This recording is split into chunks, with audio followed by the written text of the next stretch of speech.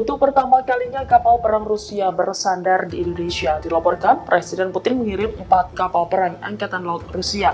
Kapal tersebut telah bersandar di dermaga Jamrut Utara Pelabuhan Perak, Surabaya pada Minggu 4 November 2024. Adapun 4 kapal kiriman Putin itu adalah kapal perang kelas korvet yaitu RF Freski, RF Gromky, dan RF Aldar Sidenzapow, serta 1 kapal tanker medium yakni Pechenga. Selain itu juga 1 unit helikopter dan Tug Zelvik Alatau.